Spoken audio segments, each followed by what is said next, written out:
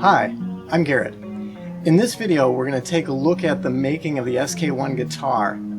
I want to preface the video by saying that when I originally started this project I did not intend to make a video about it. So some of the initial photos that we're going to be looking at are in fact still photos rather than video clips. And I included them because it shows where the project began, basically using blank pieces of wood, rectangular pieces of wood that I ended up gluing together and ultimately drawing out the pattern and cutting those out. And then after that, early on, I thought about it and I thought, you know, I really should put together a video on this, and that's when I began filming the footage. So with that in mind, let's get into it. I began the project using these flat pieces of wood, and in some cases they were not quite as wide as I wanted them to be, so I had to plane down the edges to make sure I had a straight edge, glue them together. In this case with the neck blank, I actually had to glue it so that it was a little bit thicker. And then I ultimately made an acrylic template, which is what we're seeing here. That I cut out and had to sand down to get it to the precise measurements that I wanted. And then I was able to use that to draw out the outline on the wood, which then I cut with the bandsaw.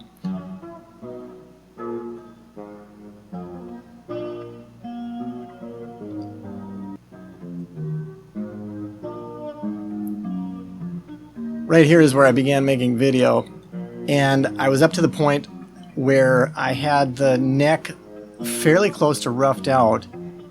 Now I'm making the measurements for where the truss rod is going to go. The truss rod is a support mechanism for the neck. It has to be centered in the neck, and really it has to be perfectly centered in the neck. The idea with the truss rod is that it counterbalances the strings. When the strings are tuned, they create an upward force that wants to pull the neck forward, and the truss rod then acts against that force to hold it back. So I had to measure out the exact center to place the truss rod and then route out the channel to fit the truss rod in. In this case I'm using a straight piece of wood in the back as a guide for my router to make sure that I stay true on the straight line.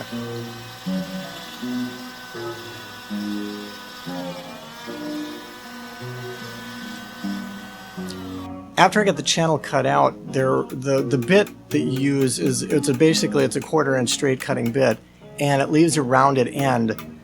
It was easier to square that up simply using hand chisels than anything else.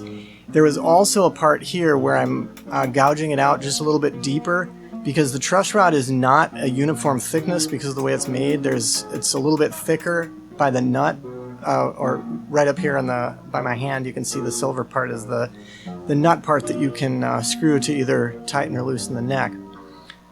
And so here obviously I've got to fit. You want it to be tight in the neck. It should not rattle around. That was the goal, and that goal was achieved here. On to drilling the holes for the tuning pegs, the machine heads.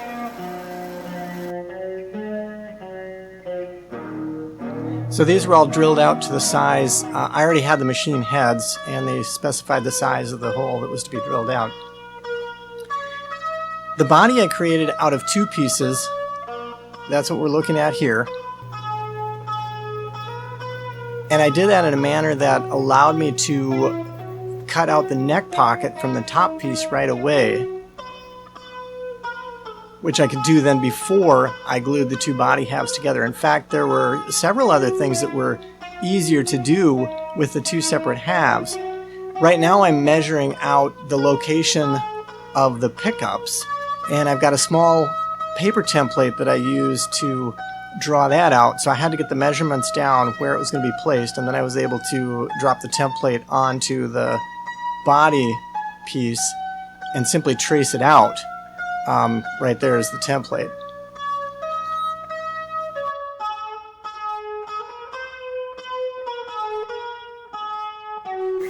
This routing procedure then is to route out the pickup holes or the pickup slots, and also the other things that needed to be routed out were the control cavity and the back side. And then there's also a channel that needs to be routed, and that's what I'm sanding right here. The channel goes from the two pickup cutouts into the control cavity. There has to be a space to run the wires down. And again, it was easier, now you can see visibly, here's the channel on both sides of the wood. It's easier to cut that out, as long as you've got proper measurements done. It's easier to cut that out in the two halves and then glue it together, and you've got, I believe it was about a ½ inch square space that you can run the wires through there. Once that was completed, I then glued the two body halves together. You want to make sure it's even, and so as you can see, there's a lot of wood involved here. I've got a lot of pieces, a lot of clamps putting pressure on it in all points to make sure that the glue is distributed properly.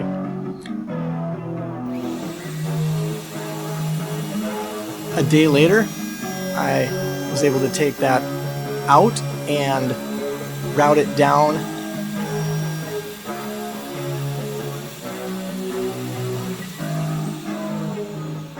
I was able to route it down so that everything was perfectly even.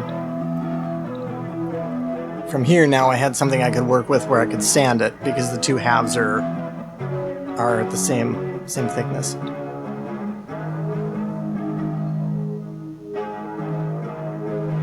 As I said before, you need to have a control cavity in there. This is where the pickup wires come in, also where your output jack is connected, and then the volume knobs and the tone knobs are connected here, as well as the selector switch, whether you want both pickups on at the same time or one of them on.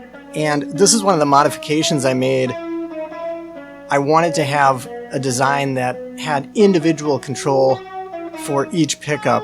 You don't see that in all guitars. A lot of times they take a shortcut angle on it and they'll just put in one tone and one volume for both pickups. With that completed, then I needed to drill the holes for the controls that were going to come through. The knobs, they have what are called potentiometers that control the volume and the tone, and they push through to the front side of the guitar, and then you put the little knobs on there. So that's what I drilled. I'm now cutting out the slot for what's called the nut. The nut is the part that the strings lap over on their way to the tuning heads. On the top end of the headstock, and on the bottom end they go down to the bridge. So that was where I cut the nut, and with the nut slot cut out, everything else was cut out here, and I was finally able to glue the fretboard onto the neck. Again, we see a lot of wood in use and clamps to make sure everything is even. I also had some lines there on the side which I had drawn. You can see a black marker Sharpie line there. Everything was drawn to precision to make sure that the fretboard was perfectly centered on the neck. Again, the line down there at the end marking the center. The fretboard is Brazilian rosewood, for anybody who's interested in that. The body and neck were made out of poplar wood. With the fretboard glued in and dried, it was time to put on the frets. There are a number of different ways you can put frets on. I chose a simple older method here. This is kind of a classical style where you use basically a fret hammer, which is a kind of a rubberized, like a hard rubber mallet, and you pound the frets into place. And then use an end nip to cut them off. There's going to be some more finishing that needs to be done. That'll be coming up shortly because those rough ends need to be sanded down. And ultimately the frets need to be leveled and polished.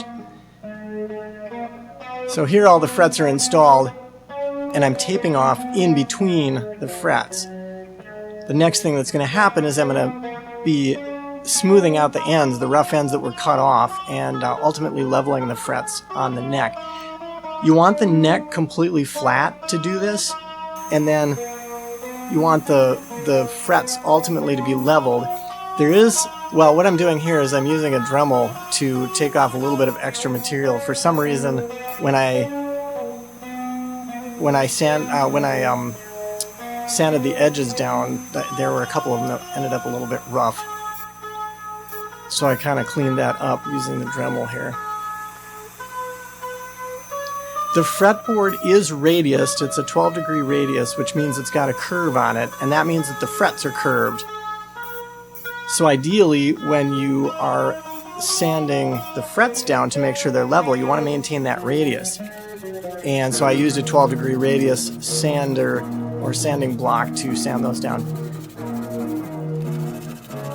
After that was completed was the process of sanding the neck and the body. The only thing I have a video of here is just the neck. There was a lot of sanding involved, and you kind of get the idea from that. That's probably one of the biggest pieces of the guitar build, is sanding, because you want to make sure everything is perfectly smooth for the ultimate, paint job. So this is high speed, and it's still, I cut it down. I think this was still about a 15-minute video just on the neck. Like I said, I didn't even record sanding the body because that's a lot more to it. But again, you want it perfectly smooth. I used an old paintbrush actually to get the sawdust off as I'm sanding.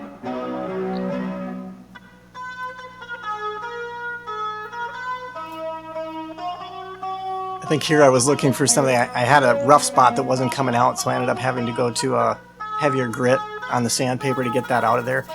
Once you do that, you go to the heavier grit. Now then you've got to go back and re-smooth that whole section using the finer and finer grits working back up, but it had to be done.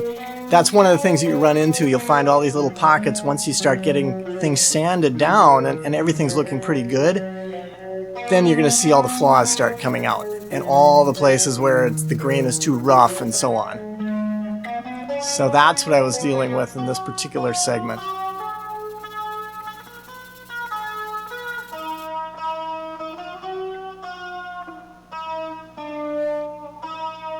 Here we're looking at the sanded body.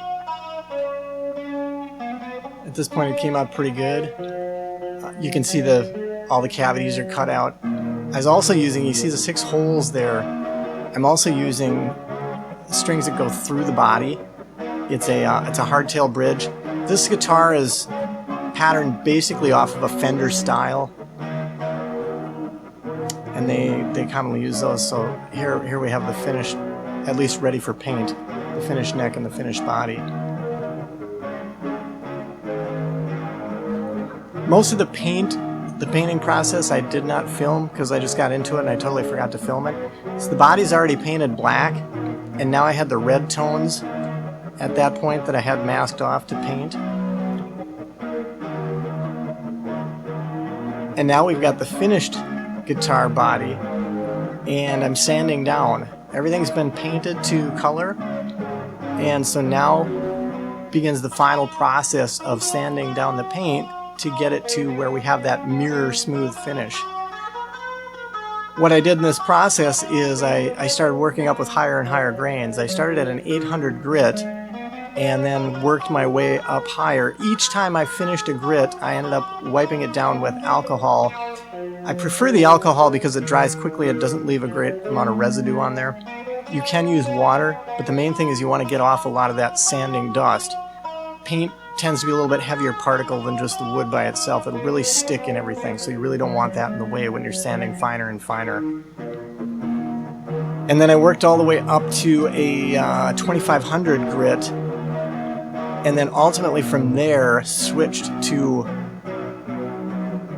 polishes. So you can see here, I'm checking it. There are a couple things you can notice. The bottom I have already finished. You can see the mirror finish in it. The top side is what I was working on here, and each time I would finish with a grit, I would hold it up to the light because I was looking for any shiny spots that would indicate that there were still low spots where I hadn't gotten it roughed up yet.